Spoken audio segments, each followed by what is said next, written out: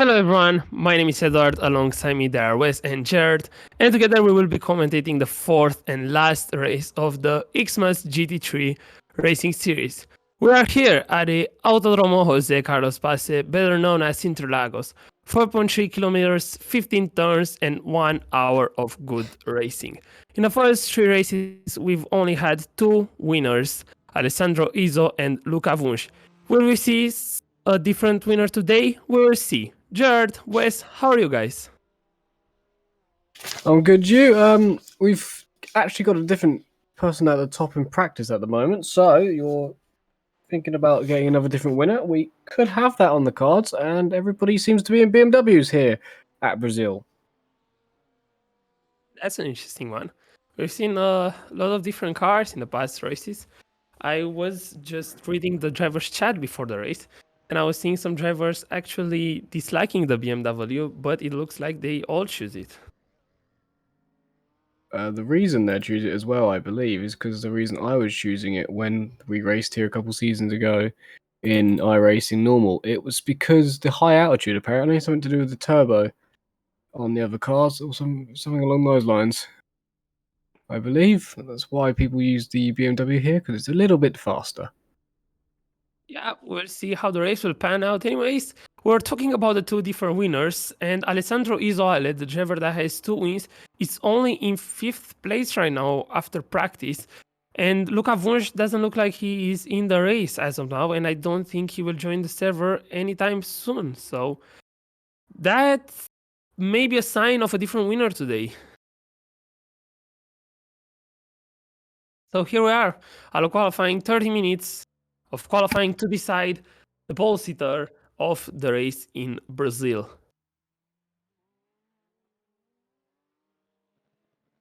We're all set, and we will now be waiting for the drivers to get out of the pit lane and set some lap times. I'm seeing their driver going out with a blue car.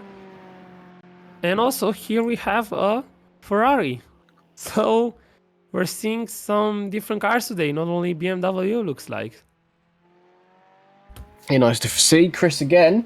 Not wrong, the driver that's finished on the podium every single round so far, but last time out he decided he was going to finish second instead of third. So see if you can go one better here for the final round of the Christmas series.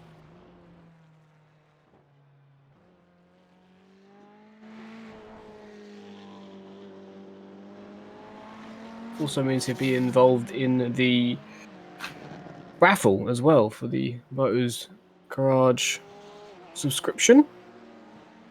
I think all of these drivers might be in that raffle if I'm not wrong. I think I've seen all of these drivers every single round of the championship so far. Yeah, but anyways, we have some prizes for these drivers.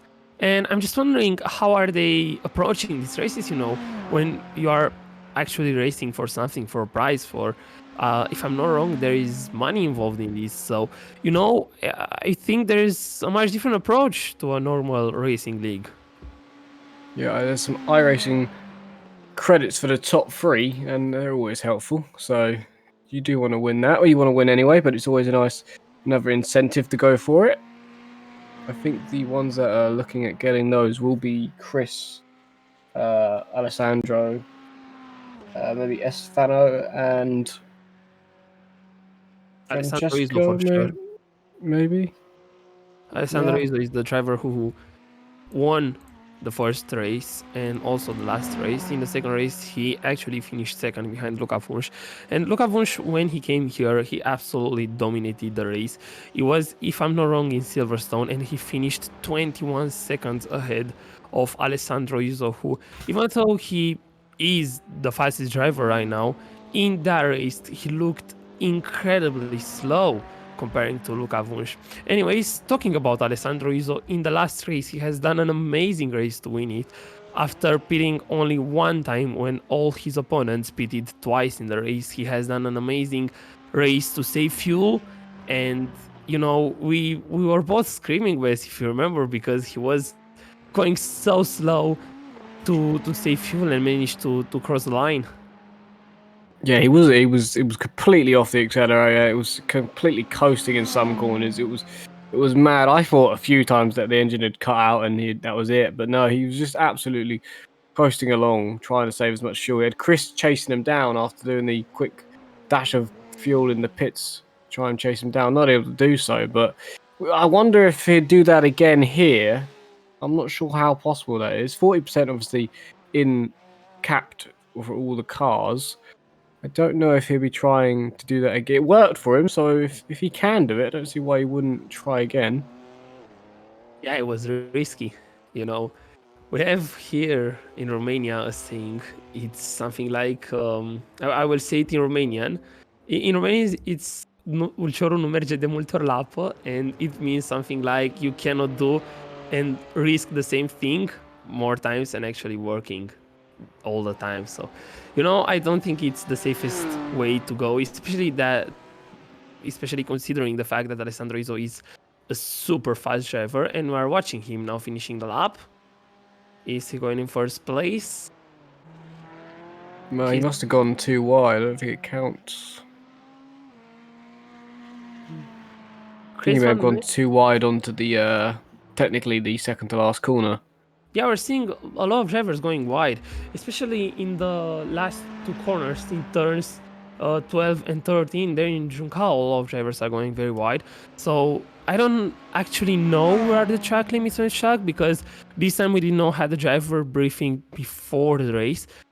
But surely Alessandro is going wide or cut some corner because his time was not set. Chris Van Ness is now leading in a Ferrari. And we were talking about a full BMW grid, but I was also seeing a Porsche there. I think that was Brett Moncari, if I'm not wrong. I think it will be, yeah. I believe Brett will be. Yes, it is. Brett is in the Porsche. Benny Figi is now fourth with the Alpine livery on the BMW car. And look how wide Alessandro Izzo is going there. I think that might be the cause of his lap time validated, but let's see now when he will cross the line if his lap will actually count. He's always going all four wheels on grass there over the curb. Now he's going through the last corner, turn 15. He's crossing the line. And that's third place only. So from driver who finished on the podium, every race is still in the top three, but there's still a lot of drivers to finish their lap. And we're now watching Francesco Biasiotto in the blue car, finishing his lap. Where is he going? Is he in the top three? Nope, he just misses out. Fourth place.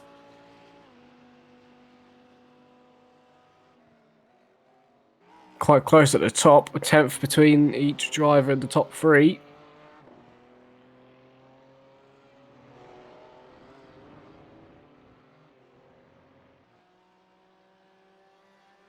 No one's in each other's way as well, which is always a nice, good thing. It's saying 30 minutes for me for this session. I thought it was a 20-minute open session. Saying that for everybody else. 23 minutes left. Yep, so we will be having a 30 minutes qualifying here. Yeah, is it not normally 20? Okay. A little bit longer, which is always nice to them, I guess.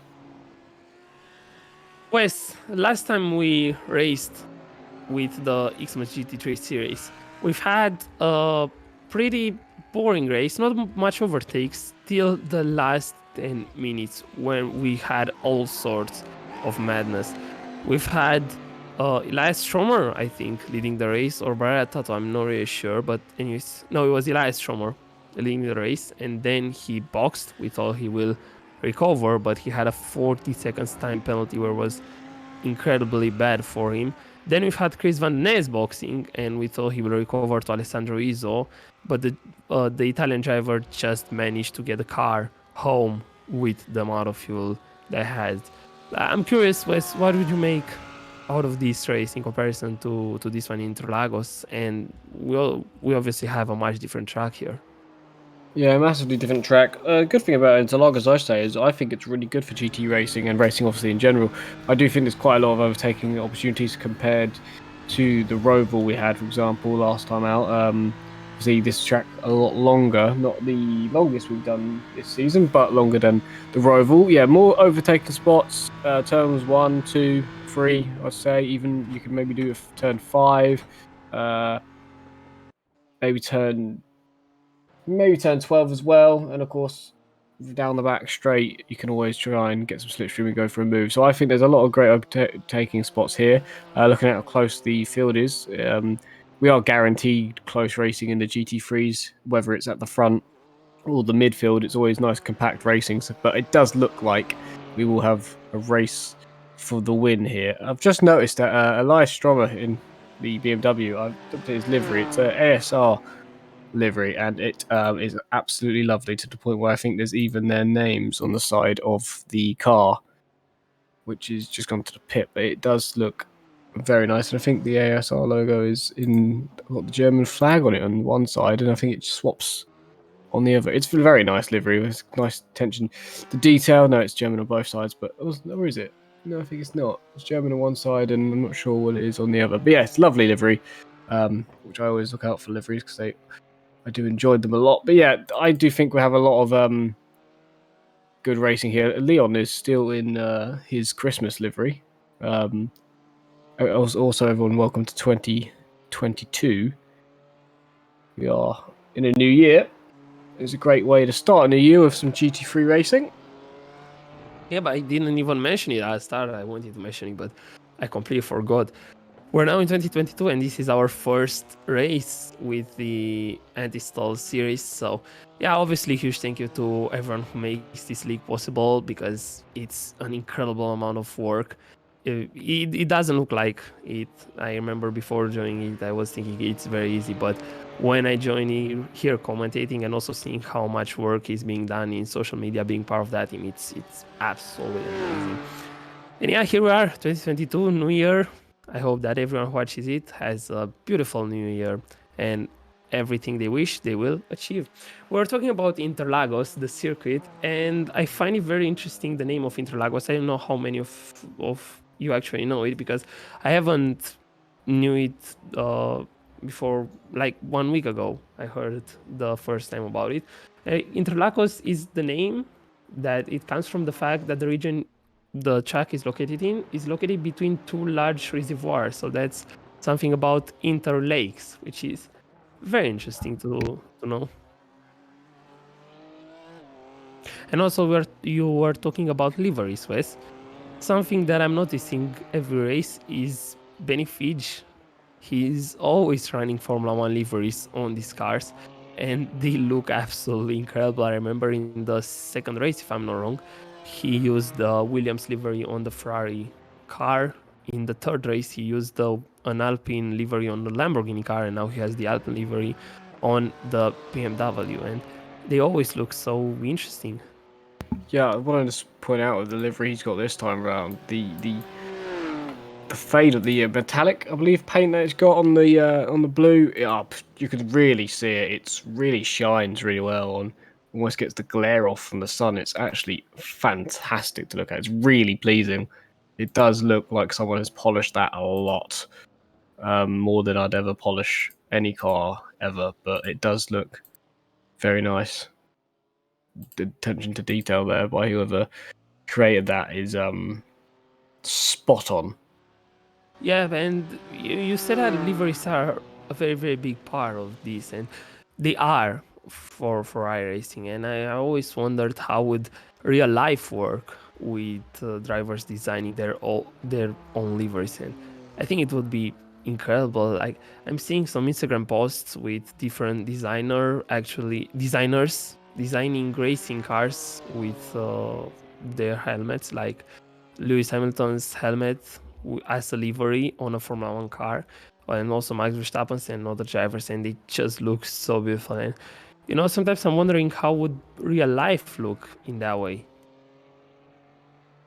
Yeah, it's cost a lot too. I want to specify that because I have to do my own one. But yeah, it's a lot to get done. But it's really nice to have a car that you've designed and it's unique to you, and especially when you've got your own sort of favorite colors and design. Especially when you've got an idea, that's when it's really cool to put your own one on. But yeah, it does help make cars unique. Obviously, of course, there's always race teams with teammates and have the same car. But if, for example, even the Fusion Hispanic team, they obviously have the team uh, livery on, but they're using the exact same car this time around. They are. I don't know if their livery's exactly the same. It might be.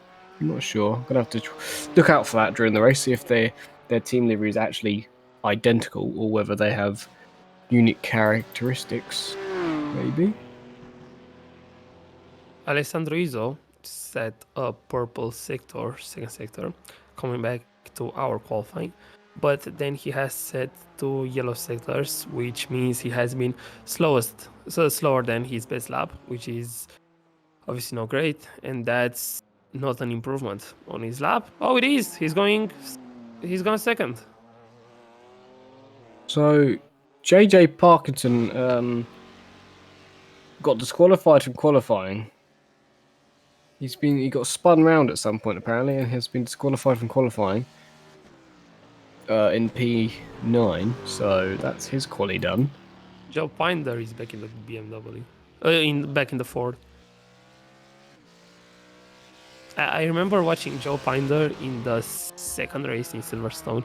He has done such a good race. He was recovering position by position. He started last, I think, because of some connection issues, but then he recovered and has done such a beautiful race. He was at one point up in 6th place. Then I think he spinned and he gone back in 13th place. And obviously that was very bad to see, but he's a super fast driver, and the combo between him and the Ford is, yeah, a very interesting one.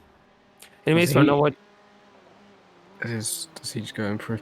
Yeah, even it could Joe and Pinder and Pinder and Parker JJ Parkinson, obviously they're teammates and they have their own team liveries, and they also look stunning with the what would you call it? Grey, dark grey, and Yellow. would say is it yellow? Well, it is a yellow, is it? It's not really a green. It's more of a luminous yellow. Yeah, I agree with that, but it does look also very nice and stunning. I noticed the roll cage as well is like a gold on the inside. I'm not sure if that was done on purpose or if that's just coincidence that the well, it's not on the inside there, but the cage over the engine is, from what I can see. It's interesting that changes color, but yeah, yeah, it does it. It's another fantastic looking livery and car as Yeah, he man. goes P10. Obviously, the whole Ford car is amazing. I remember watching it at Le Mans. The car was just looking so much better than any other one. I'm a very big fan of the Ford GT. I also like the Porsche, but I think that a Ford as a GT car is looking absolutely lovely. And it gives me LMP vibes, if you guys know what it is. It's the Le Mans prototype. And as a GT car to, make it look that way, that's amazing. Yeah, it's very well. You can't be too tall, otherwise you won't fit.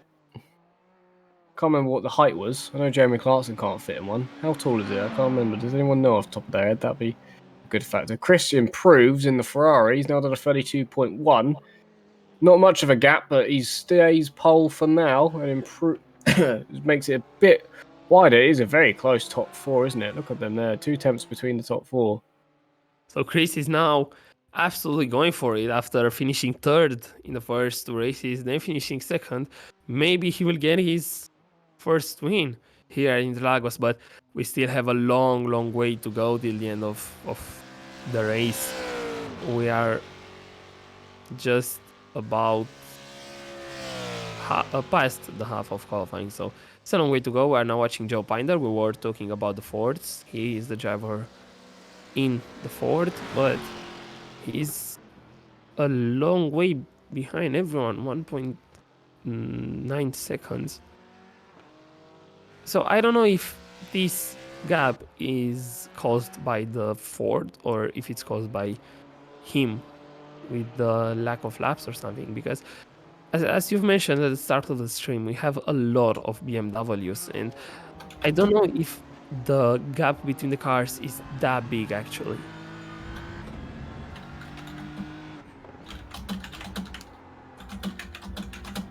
We're now having an onboard with Benifij.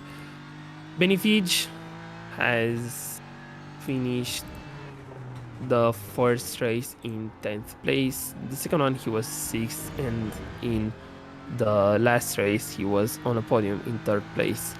So a pretty okay run for him in this series, but obviously I know he's thinking about the win as he's now finishing the lap. Is he going to improve? Yes, he does, but he's still in 5th place there, Benifij. Apparently, you had to be under like 6'5", otherwise they had to add an option with like some sort of bubble. I guess it's a little raise in the roof or something to fit. So In I the don't have Ford. that problem. Yeah, I'm nowhere near that. I'm 5'5", so I'd fit easily. But if you're anywhere in the 6 foot region, apparently it starts to become a problem. Wait, what's 1 point? Oh, I'm 6 foot. So I'm 6 feet 2. So yeah, I'm still far of that, but I don't know what's 6 feet 7 in meters or 6 foot 5. Oh, that's 1.95 meters. So that's a lot. I don't know. George Russell from Formula One is very tall. I don't know if it's as tall as the Ford feet. But I remember when he replaced Lewis Hamilton, Mercedes had to do huge changes on the cockpit for him to actually fit in the car at that race. Well, yeah, even then his head still stuck out a little bit, didn't it? It's still got in the way of the airflow vent, didn't it? Yeah, but anyways, he has done an amazing race back then. Sadly, 2 punctures really showing him back. But yep, we're not here talking about Formula One. We're here talking about our ASR series. But it's not much going on the track, is it? I'm seeing Arciad there setting 2 green sectors, which is very good to see. And we're 7. seeing a little bit of. What happened there? What I miss there? So I think that when he has gone straight into the wall there was one of the Hispanic teammates. I'm not really sure if it was Baratato or Biasiotto, but they were trying to get behind Van de Ness to get a lap from him in the slipstream. But yeah, that was Biasiotto going in the wall. I'm not really sure.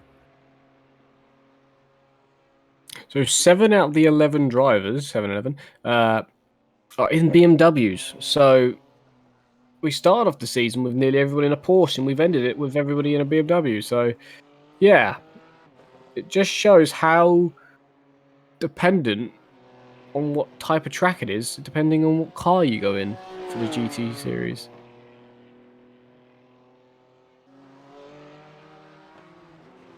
Talking about the BMWs, we're now watching one of the 2 Hispanic Fusion Hispania BMWs. Francesco Biasiotto is on his out lap in his quest to improve and maybe get a lap to get in the top 3. Anyways, last race we've had the lack of cars. Only I think there were 5 or 6 cars starting the race. Oh no, there was 8 cars starting the race, but only 5 of them finished. But anyways, today we're seeing 11 drivers on track, which is obviously better. Hopefully all of them will go on to actually start the race. I think we do have another driver as well, actually just joined, that hasn't set his quality time in, and at the moment, well, he's got 8 minutes to set one, so you never know. Joe is in. Car number 5. I feel like he hasn't loaded in yet, but I feel like he'll be driving a BMW when he does. Jose Garcia improved. Is in 9th place. And Alessandro Izzo has set a purple sector, so we should be keeping an eye on him. Another purple sector, so he might go for pole position here. Let's see Alessandro Izzo absolutely pushing. We've seen him finishing the race with a lack of fuel on Wednesday, I think it was. Yep. We might see him doing something amazing again. Coming as an underdog after practice, he might settle up to set him in first place. Let's see Alessandro Izzo now going through the last corner. He will cross the line and he's going to go in. I think he's going to stay second. Oh, he's still second. Oh, it's close though. He's only 9 thousandths behind. He's on him. Not quick enough. It could have been the first two drivers. But still, Chris Van Ness has the edge over the Italian driver. And we're now watching Benny Fitch. We were talking about him, about the levers that he's using. And now he will round out the lap. Turn 15 now. For Benny Fitch. 1 green sector, 3 allowance. That's not an amazing lap, but he might improve. I think he's not going to. He doesn't. Stays 5th.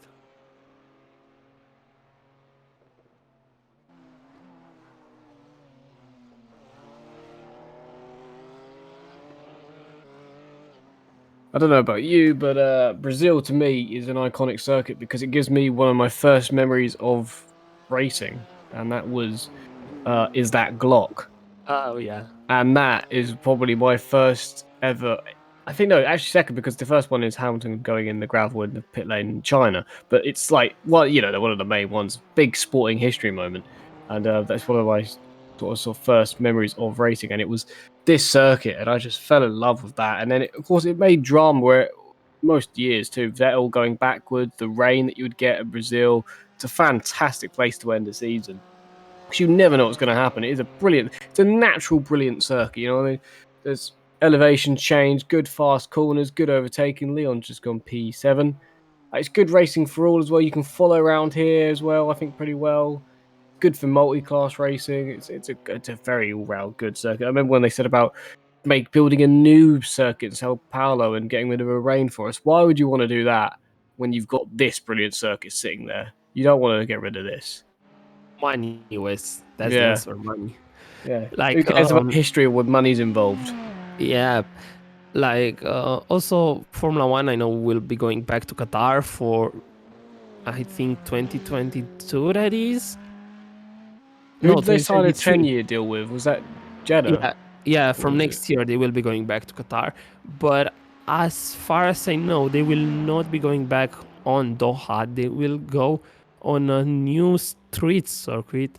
And yeah, I don't know what to say about it because obviously Losail, we've had races here, and I have always been the fan of that circuit when I was watching MotoGP. The track is amazing.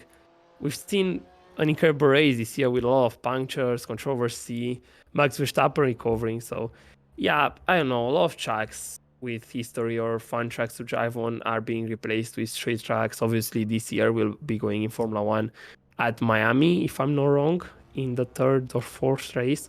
So, yeah, we will see what's going on. But talking about street circuits this year, we've had the Saudi Arabian Grand Prix, and we will always have that race in 2022. And for me, that has been not a Formula One race. A lot of incidents happen that wouldn't normally happen on a normal circuit, and I think that's pretty dangerous. But again, not my place to say it.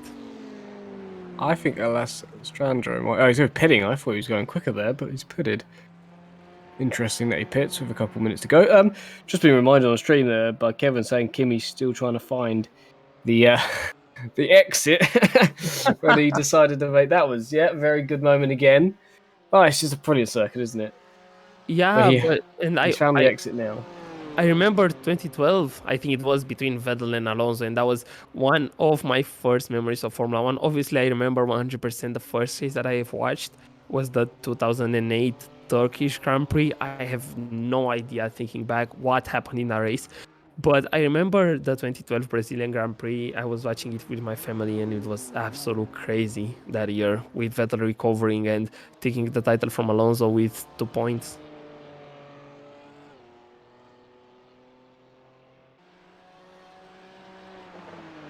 Talking about Fernando Alonso in Brazil, he was in a red car. Leon Van Elvoet is also in a red car. And he is in 7th place. We're watching him now. 2 yellow sectors. Everyone is setting yellow sectors right now. So, Looks like no one is improving.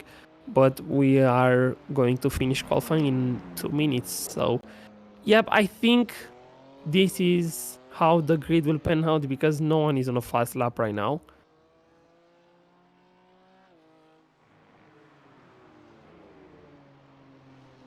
Well, Elias, I've been told, has gone off.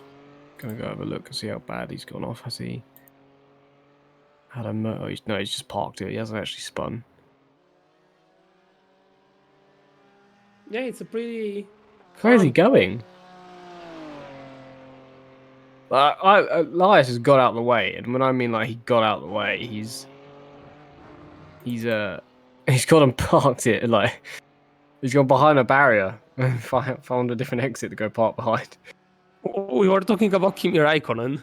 Yeah, he's generally just gone and parked it. I don't even know where he's gone and parked it. He's just chilling. Yep, that Brilliant. reminds me of How good of Fernando a view Alonso. has he got? That's my question. How good of a view? Is he still there now? He is. Wow, what's the onboard? Can he? No, he's not got the best view. He needs to turn slightly to get a better view of the apex of the corner and just study how other cars are doing it. This reminds me of Fernando Alonso. I think it was here when he just, sat on the chair. Oh yeah, yeah. Got a little bit of sunbath.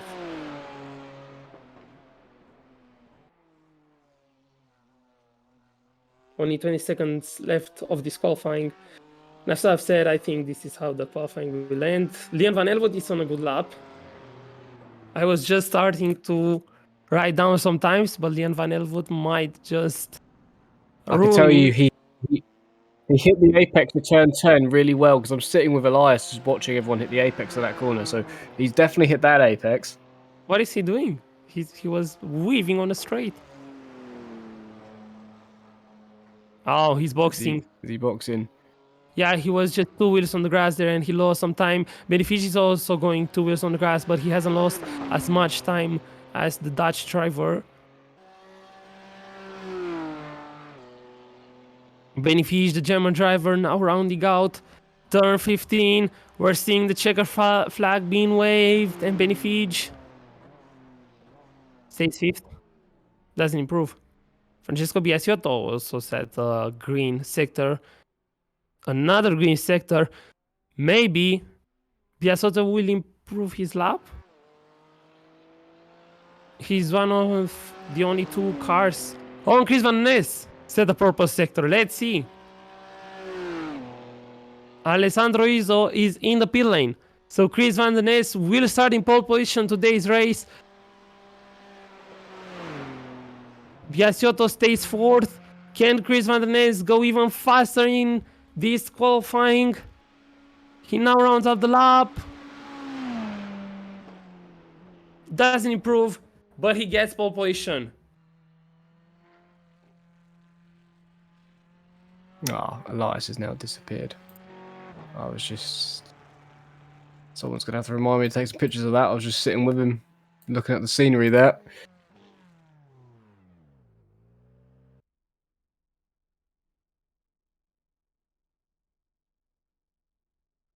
I've heard from his engineer he got an off track in turn 11.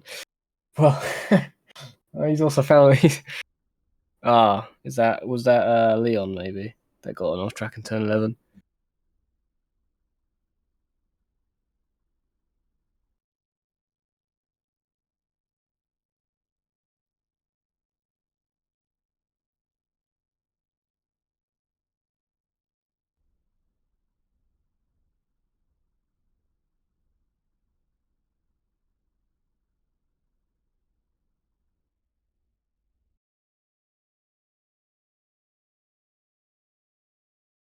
So, the qualifying results. Chris Van Den Ness will start from pole position with Alessandro Izzo, the driver who won 2 races, will start alongside him on the front row. Only 8/10 of a second between the first 2 drivers. Stefano Barratato, 3rd, with his teammate Francesco Biasiotto in 4th place. Benefici 5th, Elias Stromer will start in 6th place. Liam Van Elvoet 7th, Brett Puncari 8th with the Porsche. Jose Garcia 9th, JG Parkinson in 10th place, Joe Pinder with the Ford in 11th place, and Joe Taberner have not set a lap time. Joe Taberner, a super fast driver, he is racing in another series that I personally was commentating here at ASR on every Sunday, the ASR Road Series. And he has one there, if I'm not wrong, about 4 or 5 races. So super fast driver. I don't know why he has not took part in qualifying, but anyways, we'll see if he will start this race. We're also having the grid on our screen right now for our last race on the Xmas GT3 series.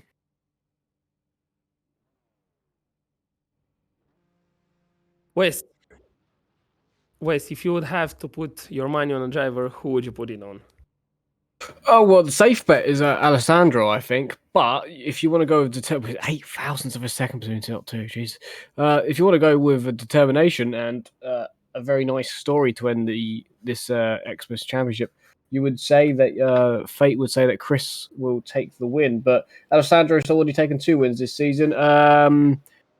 So maybe there isn't a safe bet. I don't know. My money would be on Alessandro, I think, as just I think he's got. I'm going to say because he's in the beam, but I think it's a slight advantage, maybe. For having the lights out, I think the drivers are on track right now. The drivers are behind the safety car on the track. We're not actually seeing the drivers. They've got quite a few corners, so they're a while away. Yep. So the cameras are not working right now, but hopefully we'll be going live with them as soon as possible. That's right. They're coming to the last corner now. There we are. So rolling start for the GT3s. One last festive time with the Christmas series. Obviously, Christmas have passed 1 week ago, but always nice to think about the happiness that Christmas brings. Anyways, the safety car will be going in any second, and we have a Ferrari on the right leading the way, a BMW for the 2-time winner Alessandro Izzo. Chris still haven't gone for it. The 5 red lights are ahead of drivers. The red lights haven't gone, and Baratato has overtook 2 drivers. I don't know if that's legal because he overtook them before getting the star beneficio, so got a place. So Chris Van der Nes, the driver who started in pole position, is now back in 4th place. So I don't know if it was the best start by him or if that's a disadvantage for the Ferrari. But anyways, Alessandro Izzo is now thinking about a first place. He was looking there on the inside. No way for him to overtake. And we are having a BMW 1, 2, 3 right now. A lot of drivers going wide there in turn 4. And we're now going through turn 6 through Ferradura with drivers obviously going side by side. Everyone wants to make positions. But guys, we have 1 hour racing. Strategy also plays a big part in this. And it was very close to 3 wide there.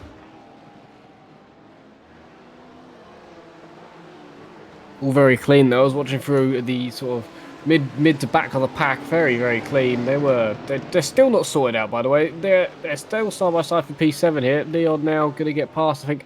Oh, sorry, it's P6 as Francesco goes round the outside and does do that move. Leon thinks about coming back at him, isn't able to do so, and it's taken them a lap. But I'd say they're maybe figured it out now. Single file just about until Jose decides he wants to pass Leon, which he looks like he might do into turn 1. So they're single file after a lap, but also clean. The start could be controversial. I do have a few questions about whether the lights had gone out. Here we go. Does he think about it? He doesn't make move. Yeah, there's a few questions there on that one, but the racing is clean as Joe. Pinder goes a bit deep, saves himself. His teammate avoids him, but they're both going to lose a place to Brett, possibly. Brett's going to get one of them. Is he going to get both? Slots in the middle of the 2 teammates. Actually gets held up slightly here. He's almost boxed in. JJ will go up the inside, retake that place. It's now done, just about. you could argue Brett could put up the inside at the next turn, but I think JJ's got him covered. And it is covered, so good teamwork there, I believe, by the two to keep Brett behind them. Yeah, they played as team there. You know, they catch him. There was no way for him to overtake. We're now watching Alessandro Iso, still far from Barratato, who is leading the race. And look how wide everyone is going through there. Chris Van Den Ness, the driver who started on pole position, is now only in 4th place. And I'm wondering what is his approach for the race today. Is he now trying to save fuel? Will he try to recover the place he lost? Will he try to recover the time that he lost on the overcut? Because obviously he's a very fast driver. We've seen that in qualifying. And the strategies play a very big role in here, as we're seeing there an overtake for 5th place. Between Biasiotto overtook Stromer, so the teammate of the leader. They are still going side by side. Biasiotto is trying the outside there of turn 3 very hard to overtake there. He wants the inside. He's got it. Biasiotto gets the inside, but doesn't do a dive bomb. Just backs out there. And we are now having a 4-wide battle between Stromer, Biasiotto, Elwood, and Garcia there for 5th place. And now going through turn 8, Biasiotto might go, no. So Biasiotto looks like he's approaching the race calmly. He doesn't want to do any mistakes because obviously we've seen in the past races, incidents play a very, very big role in this series. But the drivers behind him are not doing the same because they were going side by side there through turn 10. And they are still going side by side. Leon Van Elvoet and Jose Garcia. Garcia just overtook the Dutch driver and he just shuts the door ahead of him before turn 13, before Juncao, and he gets a place. Joe Pinder again lost some time. He's down in 11th place.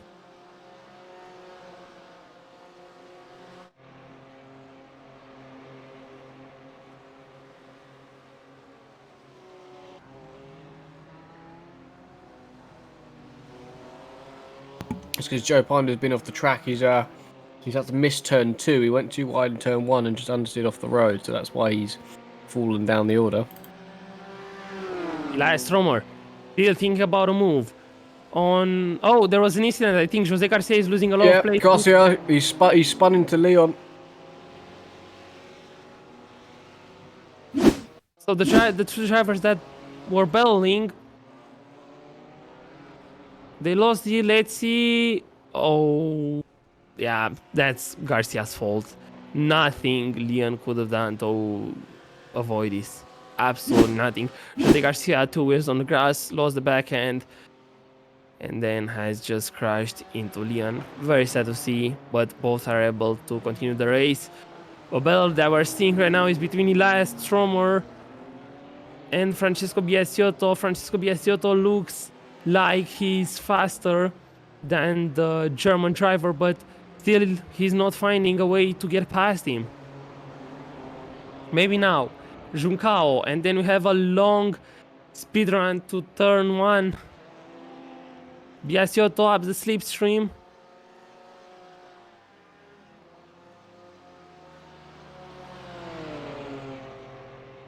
Will he go inside or outside? That's where we're seeing Van Den Ness pitting.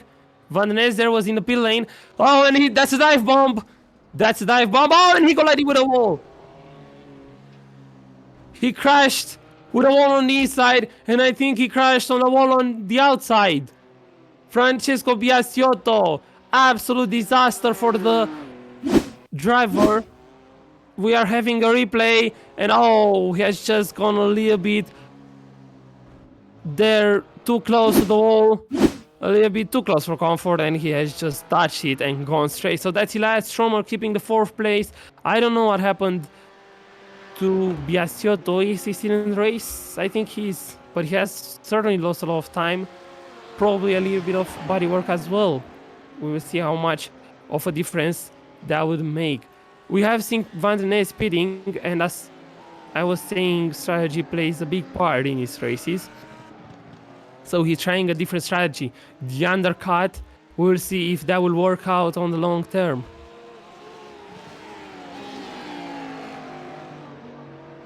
Chris Van den Ness is now down in 9th place. He will have a little bit of traffic with Van Elvoet and Biasiotto ahead of him, two drivers that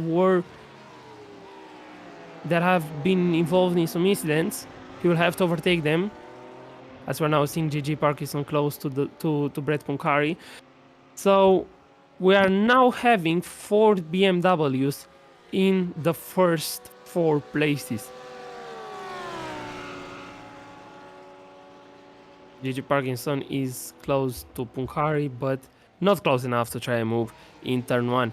He will have another straight line where he can overtake up into turn 4. So Francesco's also in the pits. I'm very curious, when will the top 3 pit? Where will they get out in comparison to Chris Van I Den think he's just gone in to repair the damage he got, from what I can see there, because he's only in for 8 seconds, so that fits with Jose getting his quick repair done as well, so I think that was what he did there.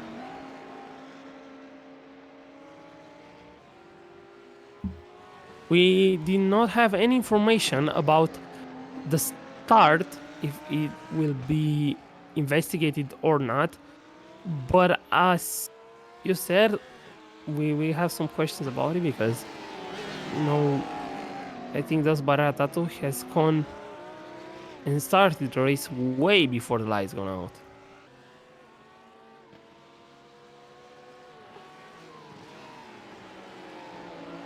We're still watching the battle between Parkinson and Punkari. Not anymore, because we're now watching Chris Van den Ness very close to Biasiotto. The Dutch driver obviously will want to get overtakes done as soon as possible. He was the fastest driver in practice. He was the fastest driver in qualifying. And of course, he's pitted as well. Yep, he has pitted. The two in front of him have gone into the pit lane, but just to repair their damage, I believe. Yeah, but they haven't been involved in any incident, so that's a little bit strange to see. Maybe it's just a quick splash and dash. Who knows? We'll see.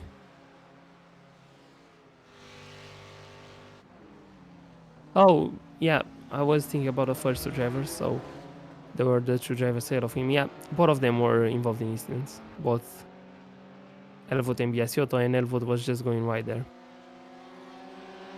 So, Biasiotto and Elvoet have been in the pit lane for repairs.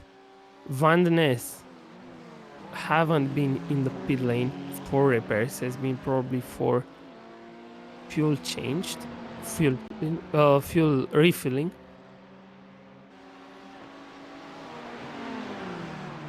And he's down in 9th place, in 8th place from 4th. So if he's pitted that early, you would normally see everybody else pit a lap or 2 after. So I would say that if he's on the same strategy as everyone else, they should all be pitting. And I'm telling you now, they're not. They're driving by. So what's going on here?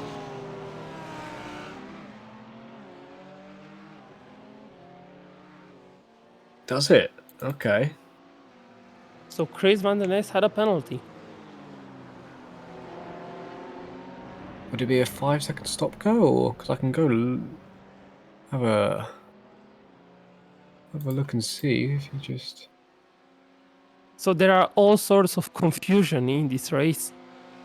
But anyways, Chris Van den Ness, he will try and overtake on Biasiotto. Will he go inside or outside? There's only place for him to go on the inside, but he backs out. He thinks twice about it, and he thinks best about it. So, information from the stewards, there have been no penalties so far. So that means Van den Ness did not have a penalty, so he has just done the undercut. I don't know how good is that for him, because he's now stuck behind Biasiotto and he's losing a lot of time now. It is a very early stop, isn't it? Yeah, 10 minutes into the before 10 minutes into the race, he's gone in the pits. No, I understand 20 minutes and then with what? Then another one at 40 minutes to gone, so that makes sense. But to do a 2-stop, but going in before the 10-minute mark for a splash test doesn't make sense to me. And there's a change to the lead.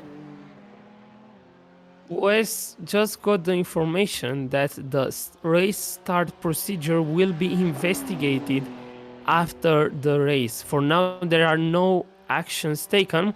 As you've mentioned, Alessandro Iso overtook Barrera Tato for the lead of the race, and it was a big slide for Barrera. He had a massive tank slapper going into turn 1, just lost the rear, saved it nicely, but has lost the place now.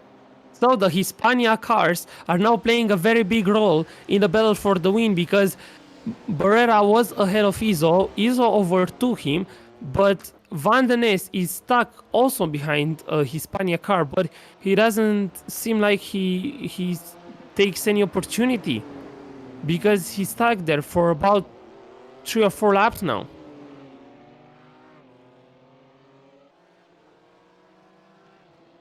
Yeah, for Chris's race, I think he needs to get past. But also, I still wondering. Hopefully, he gets on the podium. I don't know what his strategy is. I would obviously would be able to see it during the race plan out. But it's just an interesting time frame because that is normally dead on the amount of time they're in the pit box for fuel throughout the season. Dead on 18 seconds in the box is a full tank of fuel, I think. So I don't know. There's no way he's going. He can't go to the end from there. Surely not. So that's not possible with 40. Surely it's not possible. And I don't know the calculations. Maybe he does, but I wouldn't. I suggest that wouldn't be possible. I feel like you'd have to stretch the first stint rather than shorten it for a one stop to be possible. But the leader's quite close here. The fastest lap time is with P2 at the moment. Can Chris Van den Ness now find a way past Biasiotto? Now in turn 1, he's taking it very easy. He's not risking anything because there was a small chance of a dive bomb there because the inside door was absolutely clear. Van den Ness now going through turn 3 through the straight line before turn 4. But again, he's not close enough to try any move.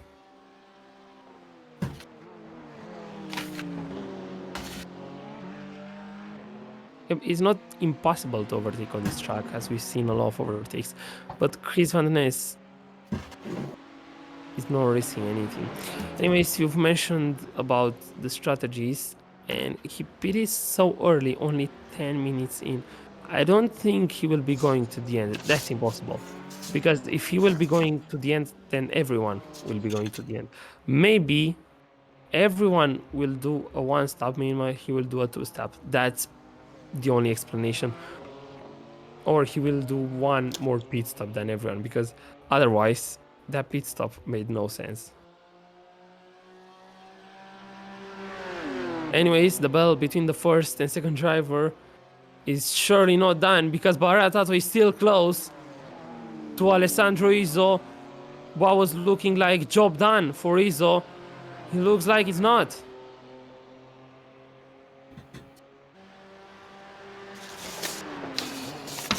I'm gonna quickly do some calculations and we'll actually work out the championship standings quickly. Well, we're here at the last round. Alessandro Iso will be champion if I'm not wrong, if he isn't already. JJ Parkinson's had an incident. I'm just gonna go see how bad.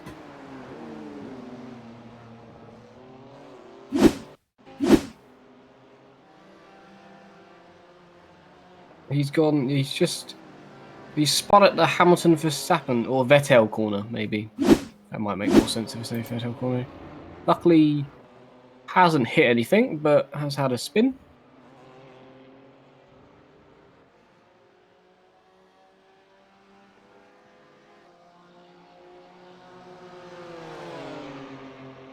Barrera Tato is still close to Alessandro Iso. And we're now going through turn 1. Will he try a dive bomb like his teammate? He is close. but not close enough to try that move. Baratato now turns 2, and then now turn 3, long one, and he's a little bit too far away to do anything into turn 4. But again, we're only 17 minutes into the race, still a long way to go till the end, 3/4 of an hour. So I'm sure that no one is risking anything right now.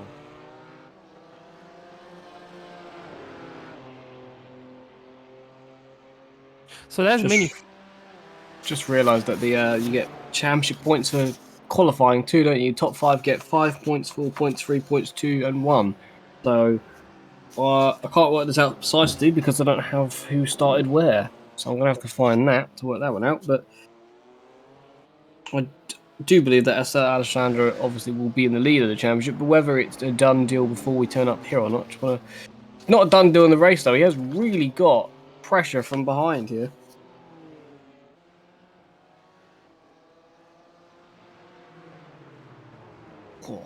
On the brakes, he had to slow down mid-corner there. He's got better speed, not the best exit. Let's try not to go a bit wider, just a bit of slipstream into turn 1. He's putting the pressure really on here. I guess he's got nothing to lose. He might as well try and get a win here. He hasn't won yet this series.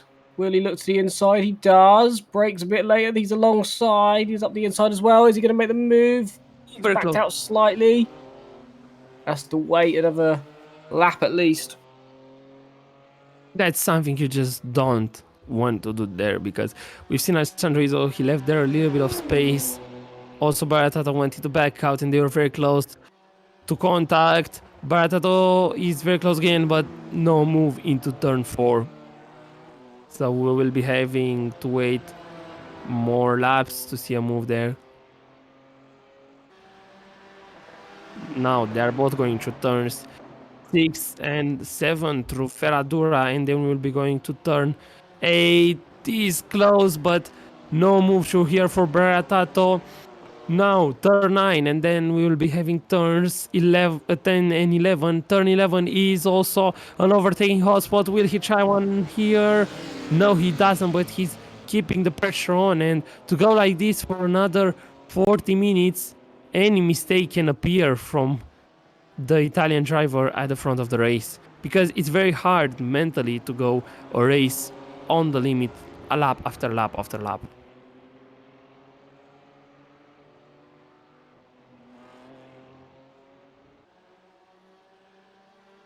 As we are now rounding up lap number 13, we'll be going to lap 14. Still the same drivers in the first 2 places, and Chris Van den Ness is still stuck behind Biasiotto. The driver that started on pole position, down in 8th place. So that strategy that he has tried looks like it's not amazing, as we're seeing someone in the pit lane. Brett Pucari from 5th place is boxing now. Let's see if he will be going, if he will get out of pit lane behind Chris Van den Ness. That's a chance for the Dutch driver, but Brett Pucari is out of the pit lane and he's ahead of Chris Van den Ness.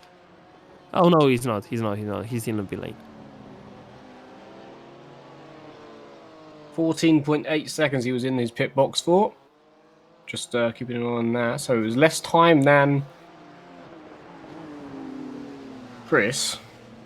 But then they are further into the race, so you could argue that. But you would think he's just putting a full tank of 40% in. Look how wide these drivers are going there through Joncao. All 4 wheels of the track, trying to make that corner as wide as possible. Chris Van den Ness, we were talking about him in 7th place, but he haven't found a way to get past Biasiotto for about 6 laps now.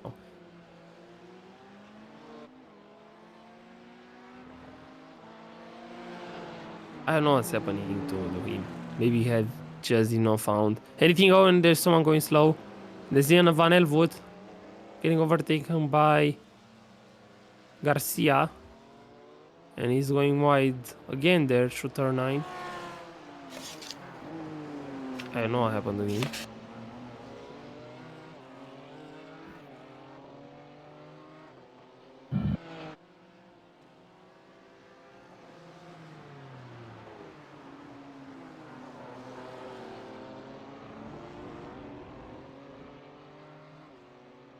That has gone a little bit under the radar, but JJ Parkinson is up into 5th place. We haven't talked about him the entire race. I mean, there was that battle between him and Punkardi, but he's up into 5th place.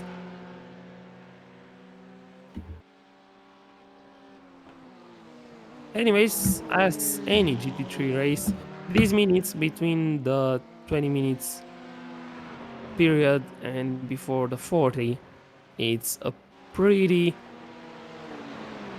boring part without many moves happening, which is obviously never great to see, but anything can happen even in this period. So there's someone pitting Baratato. So Baratato is going for the undercut on Alessandro Iso. Now this is the moment. If he will get out of the pit lane behind Chris, that's a chance for the Dash driver. If he doesn't, then I think that's game over. Let's see, we should be keeping an eye there on Baratato to see where he's going out. Chris Van der Ness is now rounding up the lap. He was going there to turn 14. Baratato finished his pit lane and he will be ahead. He will be ahead of Chris Van der Ness. So that's obviously not great for the Dutch driver. Oh, and that's a big gap, 13 seconds. West, I think that's race over for Chris. Yeah, it all comes down to his strategy. 17.6 is how long Asfano was in the pit box for. 14. Parkinson also in there for 17.5. So I do think Chris has just gone for like almost an extra stop nearly. They're all doing the same pit range times, but yeah, just putting it at different points. I still don't understand it yet, but he has been stuck behind Francesco the entire time. Leon, I think, has had an incident. Iso is in. Alessandro Iso is in the pit lane. Benny Fiji is in the pit lane. Oh, yeah. Leon's made a mistake and just he's gone that far off the circuit. He's had to go round the gravel trap and come back on. That was a new way of doing it, but he does refine the road. Elias is also in the pit lane, but by the looks of it, Baratato will be back in the lead of the race. Alessandro is just now getting out of the pit lane. Let's see, they will be going very close onto each other. 3 seconds, 2 seconds, but that's it. No. Alessandro Iso keeps the first place, but he will be having cold tires when going through turns 4, 5, and 6. How much can Alessandro Iso recover? A little bit wide there for Alessandro Iso to turn 4, but the gap is the same, 2.4 seconds. So not only that the undercut didn't work, Alessandro Iso won more by staying out. Joe Pinder is now a lap down to the drivers ahead of him. I don't know what happened. Benny also came back out in P3 ahead of Chris and Francesco.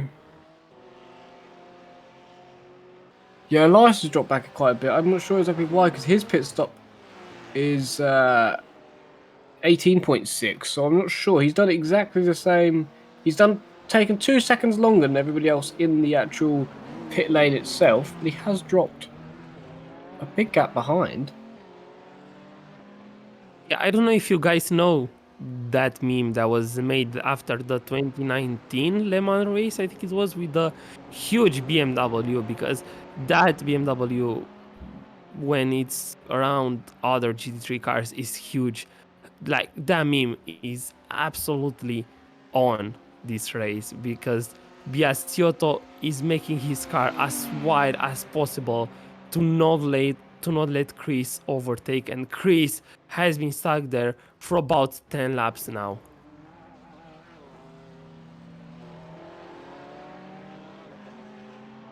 No way for the Dutch driver to get past him.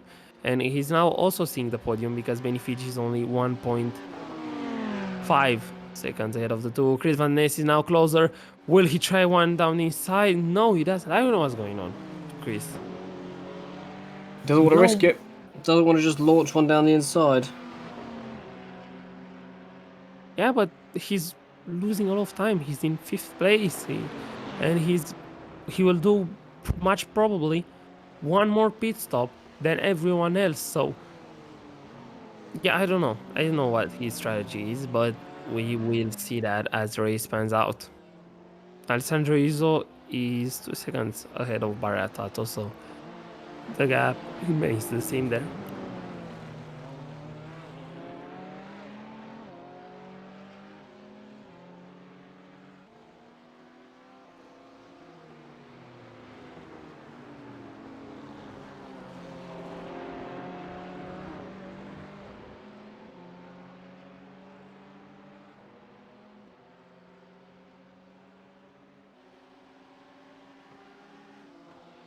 Maybe now he's closer. Chris Van Der Ness is now closer than ever to Francesco Biasiotto. Now, will he try to send one on inside on turn 1? Again, he backs out. Maybe there's just a different strategy for him to save fuel. He's staying in the slipstream, but I don't really understand what's going on. But the strategy works because he's getting closer to Benifig. So the gap between Fij and Biasiotto was 1.5 seconds last lap. Now it's only half a second, so Biasiotto is much faster than the German driver ahead of him. So we will be having a 3-way battle for a podium place, with Chris looking like the fastest driver out of these 3.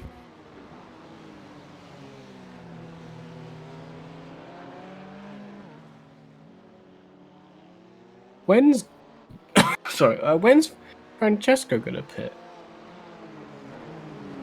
He's not. Obviously, he's got into the pit box for 8 seconds earlier, where we think he was repairing damage, but everybody else has put a lot more fuel in than him, and so surely he'll be pitting soon.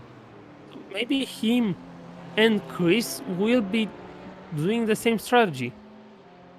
Maybe they will be pitting at the same time, and probably everyone will do one more pit stop, so that might just work out. We are now just past the half-hour mark, and that's past half the race, so we will see. Francesco Biasiotto is closer than ever to Benifig. He might try to overtake in turn 4. That's probably the best overtaking spot. Turns 4 and turn 1, those are the best places to try an overtake, but Biasiotto is a little bit far, so no way for him to overtake here. Just worked out the standings for a few that are here. We've got. I believe. This is my maths all in my head, so do forgive me if I'm wrong, but I do believe Alessandro will be having 85 points going into this race. Obviously, he didn't get pole here, did he? He got second on the grid, so he'll have an extra 4 points for that. So currently in this race, he will be on 89 points. Just working out the others.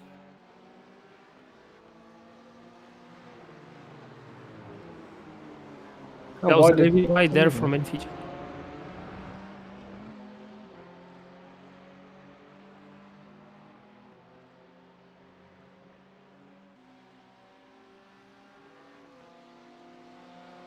So they are now, all 3 of them, going to turn 1. Chris and Fij and Biasiotto will be going very close there for a podium place.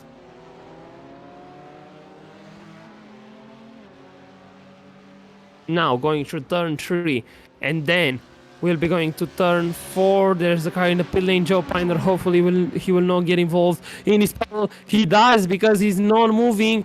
So that might play a role in the final result of the race and the result of the battle, because there is a move there, or at least trying to do a move very close there between Biasiotto and Benifige. Biasiotto was there trying to just put his front bumper on the inside of Benifige, but that was no way there. Chris is still stuck behind the two drivers ahead of him, so I'm really curious to actually understand what he's doing.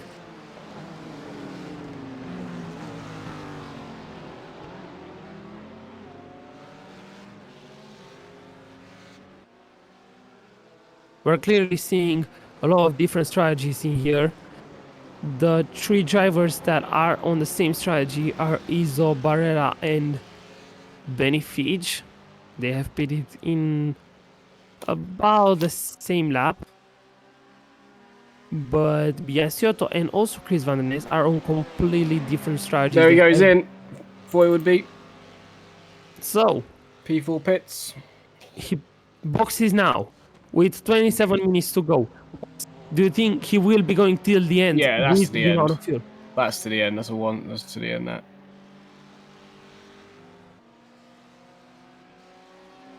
And with all the drivers around him pitting one more time, besides Chris, that might just be. It's going to be interesting. We will see. So, I've worked out. How long is he in the box for? 18.9. So that's a full tank, I believe, of the full tank of 40%. So I do believe he'll go straight to the end. But Alessandro will be on 89 points. Harry just overtakes Elias Stromer. So Elias Stromer gonna lead a bit wide, and Bukhari just said thank you very much and gone up into 5th place.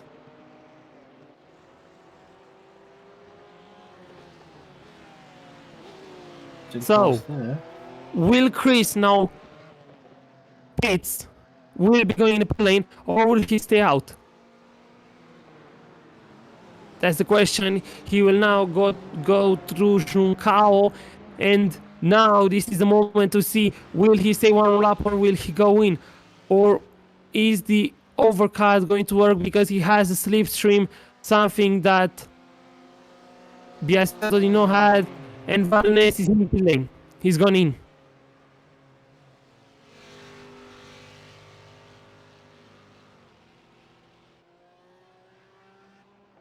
Let's see, we are now watching Biasiotto. Will he gain the place back, or was Chris's last lap good enough to keep him in a virtual 4th place? Because on track he will be 6th. Let's see, still in the pit lane. This is going to be very close. We might see something like we've seen in real life between Verstappen and Hamilton back in 2019. Very close battling. Here he comes. But I think Van der Ness will be ahead. They will be going wheel to wheel. But Van der Ness will have the inside there. He's ahead. He's ahead. Van der Ness got a place. He was in his pit box for 1.1 seconds less than Francesco. So that's where he's won that time, in the actual pit box itself. Oh, that's smart. That's smart, but I don't know. That 1.1 second was the lap that he stayed out. So, also got the information that the Ferrari has got a small tank.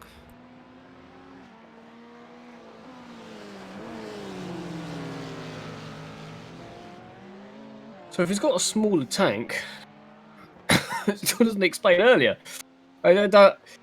He's still gone for the same 2-stop strategy, but now he's going straight to the end from here with... I still don't get it, but okay. But maybe, will his car be lighter now then, or not? Technically it won't be then if it's got less... Well, it's got less fuel in it, isn't it? I guess, by it being smaller. So, you would argue that it's slightly lighter now for the rest of the race.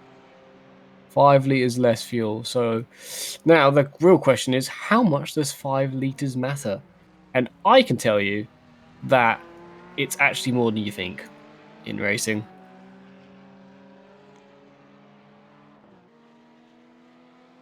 So I've worked out championship standings. The winner of this championship is currently leading. He's won it. No one is going to be able to catch him. No, I lied to you. I think actually, no, they can't because they can match him, but on countback he'd win. So he is safe in that strategy. So Alessandro is going to be the champion at the end of this race, no matter what. But there is a battle for P2 in the championship, from what I've worked out, between Chris and Beretta as well. They are on after qualifying. They're on dead on 64 points each. So it's whoever finishes above the other driver here in that race for that with P2 in the championship. And at the moment, obviously, Bretta's gone ahead, but Chris now in free clear air. It looks like he's pulling away from P7, so maybe we could have a change for the championship in P2 towards the end of the race. I think I'm pretty certain because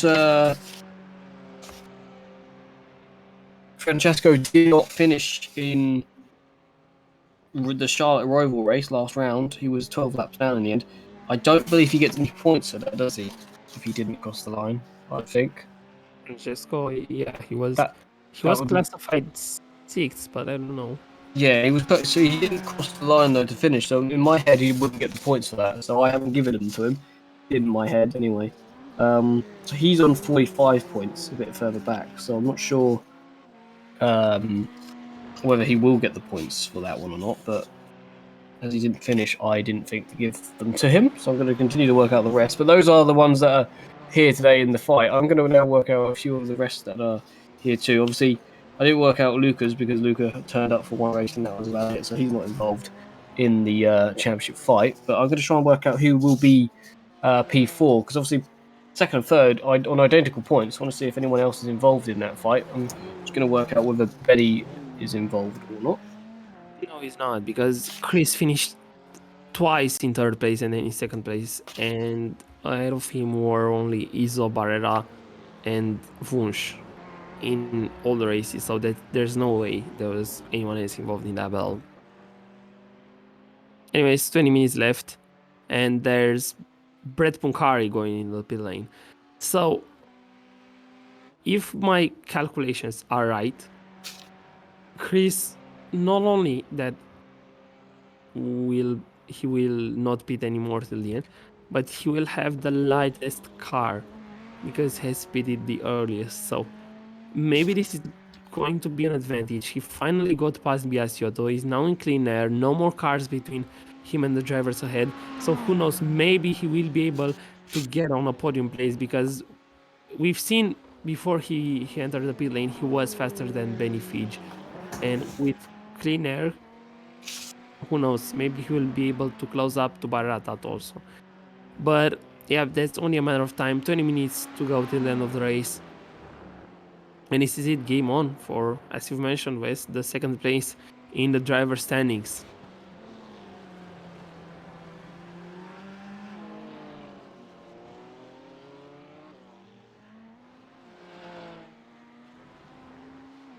Do you think that? I think that Francesco will make it as well in P6, right? So we do believe that the whole top four will have to pit. Yeah. And it's what, 32 seconds for a pit stop here. So what are we saying? Are we saying how far is Chris behind? He's So that's 30. That's 32 seconds for a pit stop. He'd still be behind Benny, I think, won't he? Yeah, the gap between him and Benny is 36 seconds. So he's not close enough. But he's recovering. He's faster. We will see. Anyways, I was hearing after Chris boxed I was just hearing in my ears some incredible screams because they have been very close on to each other. Yeah, very beautiful battle there.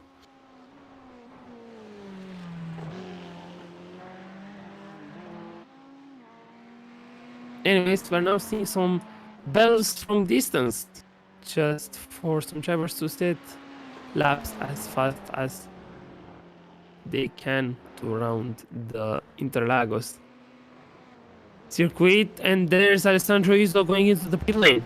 The Italian driver is boxing with 19 minutes to go. Let's see where will he go out.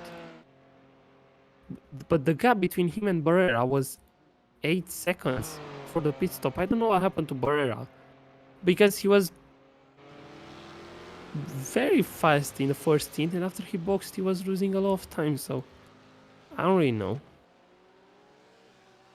But anyways, we will see as the race is going through. Elias is ahead of Chris, but not by a lot.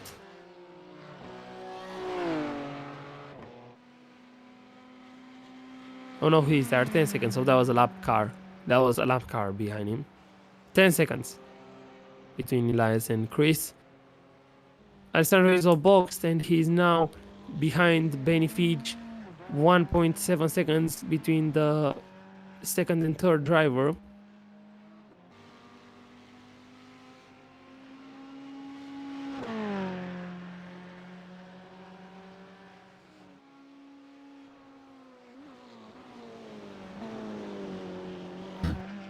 Has Benny gone off? Sorry, did you say Benny gone off? Yeah. No. No, Benny, as it says, telling me he's off track. I'm just double checking it. He's all fine. He just went wide, very slightly, so it's all good. He's not had an accident. So 16 minutes to go. And the gap between Barrera Tato and Alessandro Iso is 10 seconds. Alessandro Iso have pitted. So I really don't know where Barrera Tato lost all of that time. Because before the first pit stop, he was ahead of Alessandro Iso. After the pit stops, he was second, but he was still very close to the Italian driver. Now, when he will get out of the pit lane, after he will box, the gap between him and Alessandro Iso will be about 20 seconds. Also, just to note, Alessandro, in the pit stop, he was only in the pit box at 8.2 seconds. Oh, so that's where the gap comes from. So he's only 10 seconds in minus to the other drivers. Yeah, he's not taking as much fuel there. So that means he will be only 12 seconds behind Alessandro Iso. But he's still staying out on track. He doesn't look like he's going in.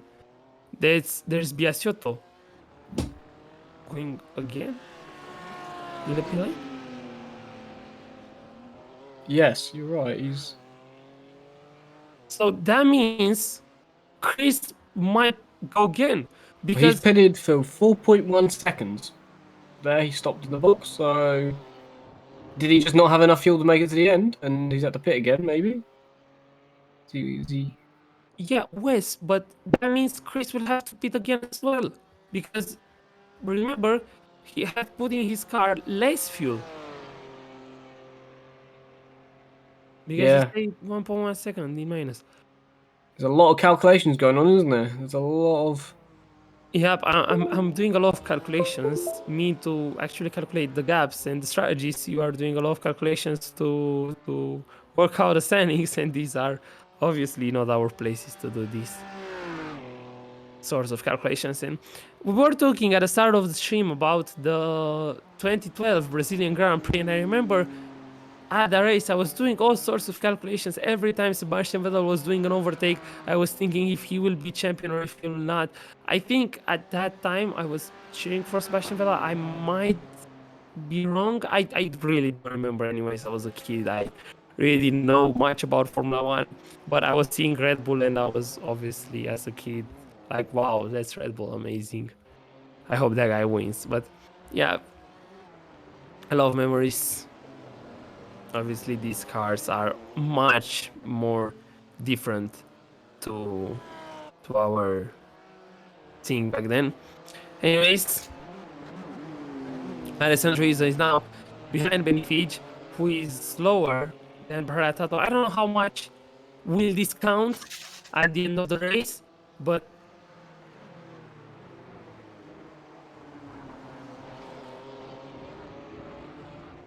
certainly Iso is very close.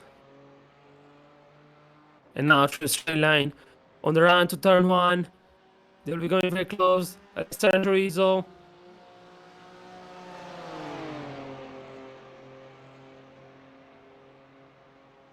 Let's see, will he think about it? No, he doesn't. He just moved his car a little bit, a small bit to the left. But that was no way for him there. Now going through turn 3, long corner. But Alessandro Iso is very close. And now going to turn 4. Will he drive something down inside? No, he doesn't. So we're not seeing a lot of overtakes. We're seeing drivers backing out every single time they have an opportunity to do an overtake. I don't know if it's me getting used to race Formula 1 cars or if the drivers actually being very cautious. Yeah, he knows that he's got to pit again. Well, in his eyes, the car in front of him's got to pit again, so he's just happy to sit behind and wait. Really, just wait for him to pit. There's no risk for him. He's in a good position. He thinks, when the cars in front of him pit, they're gonna get past. There's no point risking it going up the inside just on the off chance that Benny turns in.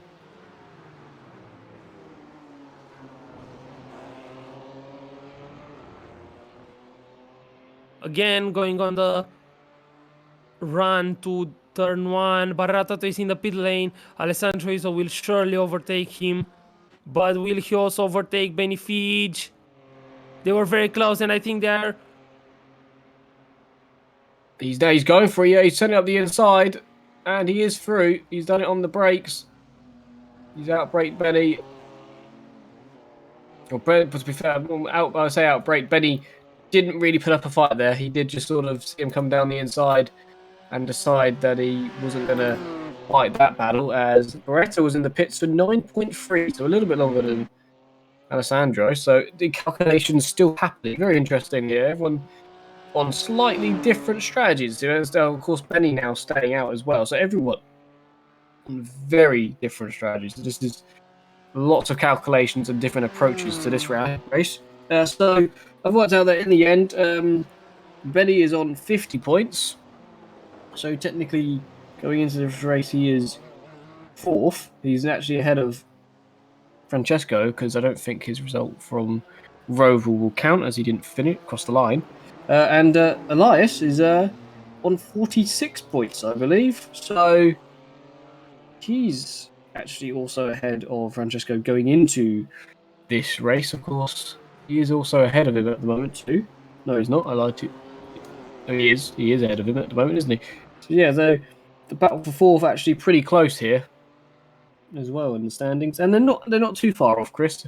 If Chris has a bad result, which he's having an interesting one at the moment, I'm not sure how the strategy is going to play out, so I'm not sure if he's having a good or bad race today. Yeah, but anyways, we should be keeping in our mind the fact that we might see some penalties post-race, because the start was very questionable, and Baratato overtook 3 cars before the lights went out. Not 4 cars, 2 cars, because he started 3rd.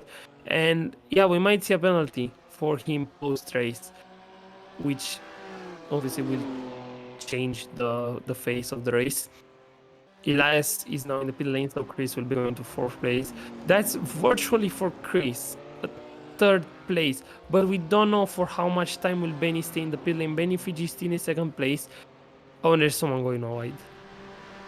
I think there was... Elias has missed his pit box. I was on board with him. He missed his pit box. He had to reverse. Oh, that's a lot of time lost. And Brett Concari overtook him. He's jacked his car up too. He's changing his tyres here, Elias. With 9 minutes to go. That is not what he planned. Guaranteed. That is not part of that plan. That can't be.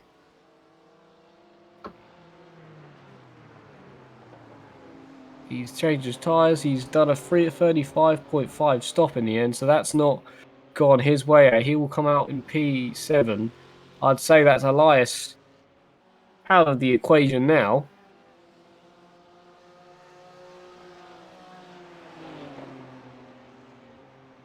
So Benefit in the pit lane. Now, this is the moment. This is an important moment because Chris is about 26 seconds. In the pit lane, you stay for about 22 seconds. So they will be going close. Let's see. Will Chris be able to overtake Benefit? It doesn't look like it. Benny should be coming out. Benny was in the pit stop for 8.4. He's out of the pits. So Benny will be ahead. Benny will be, yeah, he definitely looking at that. Benny will be ahead.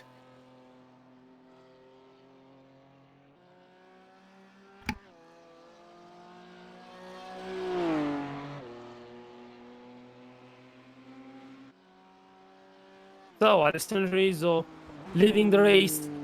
Stefano Barrera-Tato in second place and Benny Fiji in third place.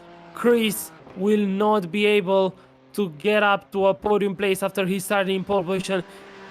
He has been fastest in practice. He has been fastest in qualifying. It was looking like it was going for him this weekend, or that we might have seen a different winner. But Alessandro Rizzo made a beautiful race. No mistakes for him so far. But we still have 7 minutes to go, so who knows? I think this is a much more relaxed race for Alessandro Rizzo, because this time he will not have the stress of fuel. He's obviously, I'm sure, much more relaxed in his car right now. So you have only 6 minutes to go on the Interlagos. 6 minutes to go on the for the first race actually of 2022. Still a long way to go till the last race of 2022. And let's see, is Chris faster than Benny Fiji? Because the gap was about 5 seconds at the start of the lap. Now it's only 4.2, I think. So Chris is recovering the Benny Fiji. We might see a battle towards the end of the race.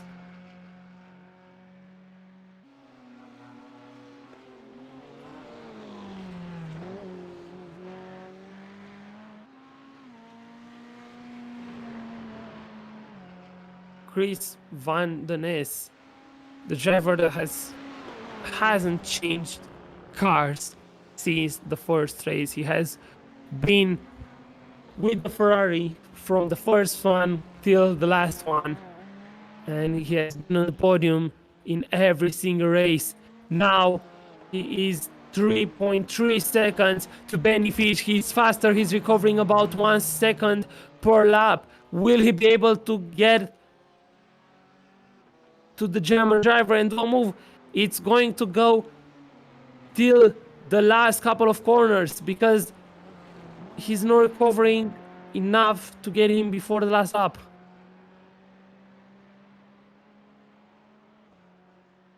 Five minutes to go now, or less.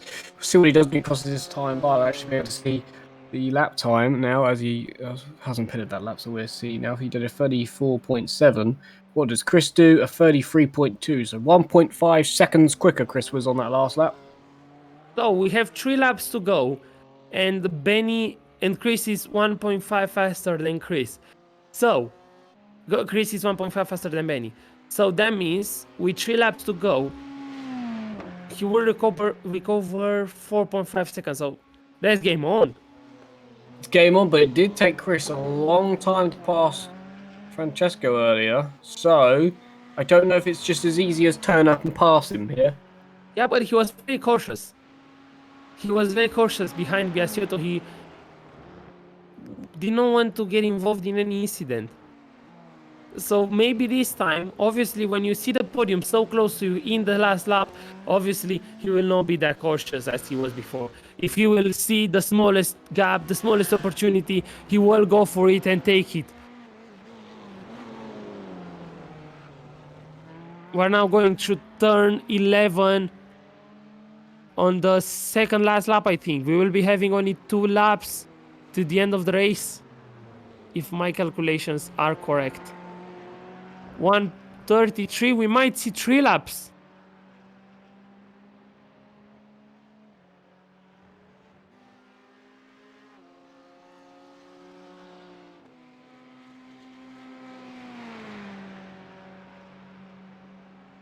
So now the gap between Benny and Chris is 2.4. He recovered 8 tenths. 8 tenths, so it's still quite a big gap. I just noticed that if it stays like this for Francesco and Elias, they will finish on equal points.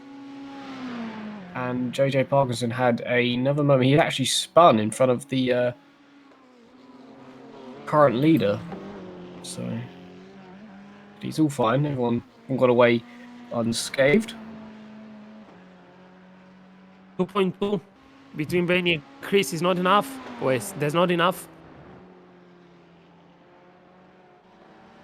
2.3 now. So the gap, not only that is not going down, it's increasing as well. So that's not what Chris wanted. I think Benny just took a little more time to get his tires in temperature.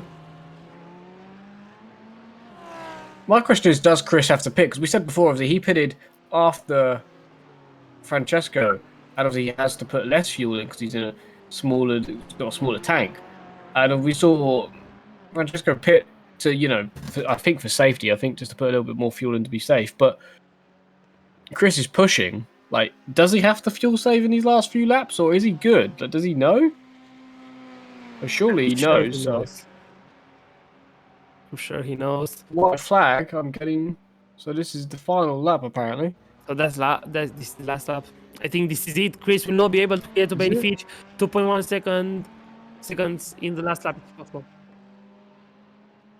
So why was the man waving a flag on my screen? Was he? I saw a man waving a flag, but I haven't got on my graphics telling me white flag, so I can't give you an answer until they cross the line here. But I had a man standing with a flag. No one's going past this. Actually, I'll watch Elias here as he goes past the line. He might be able to tell me if I did see a man standing waving a flag at him. I think he's going to be one more lap.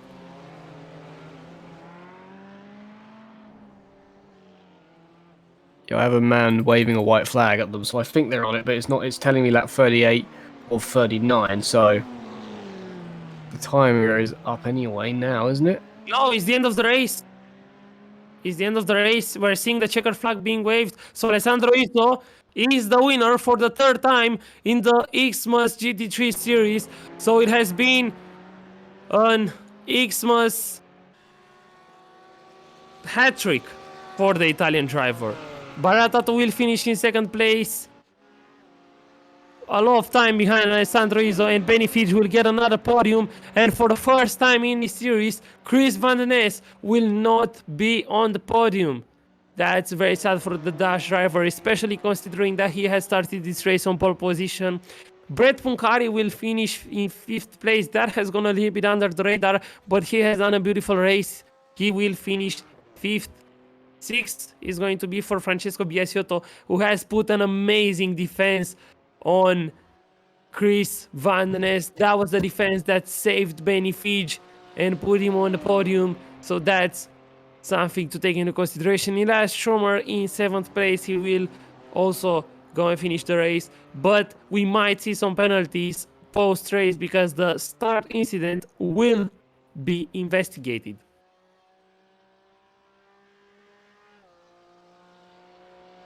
I don't know if we'll be having any interviews, because as I'm watching, I'm not seeing anyone but the driver that we're watching right now, Elias Stromer, in the voice chat.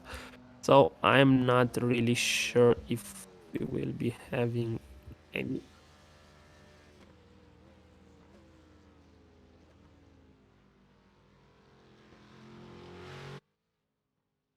Yep, so just got the information that we will not be having any interviews. So this was it, guys, for the Xmas GT3 series.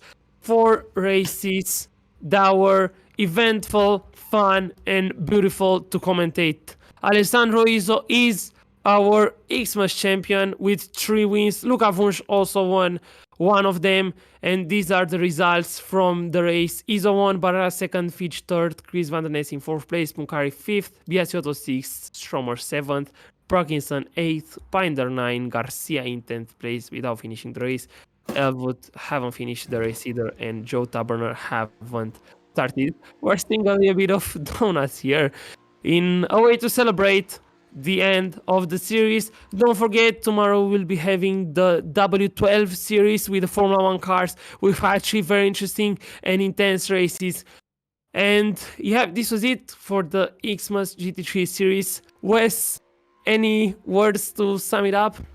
Well, it was brilliant racing. I really thoroughly enjoyed my Christmas. Ended up having COVID over it, so being able to watch these 4 races over these 2 weeks have been great for me. I've really enjoyed watching the races. We've had 4 very different types of races over these 2 weeks, and all of them very good racing standard as well. No real crashes in any of them, and it was fantastic to watch. Congratulations to Alessandro and for taking the series win, followed by Beretta, and then Chris should take third in the championship. So well done to the top 3, and of course everyone that competed will be entered into the raffle. So good luck to everyone there. But yeah, I thought it was absolutely brilliant. Thank you very much for joining us for these 4 races over Christmas. I hope you did enjoy and you had a good Christmas, and have a good year 2022, because I will try. Yep, Wes. Also, thanks to you because in the last 2 weeks we've commentated 6 or 7 races together, so it has been amazing. I don't know if we'll be this pair for much longer, but anyways, it's been amazing. Also, it's been amazing talking to you guys for this race and also in the past 2 weeks. Obviously, amazing commentating here at Antistar Racing. Hopefully, you enjoyed these races as much as we've done, and obviously, as Wes said, I'm also wishing you an amazing 2022 year. And till tomorrow, when we will be seeing the W12 series. Take care, guys, and goodbye.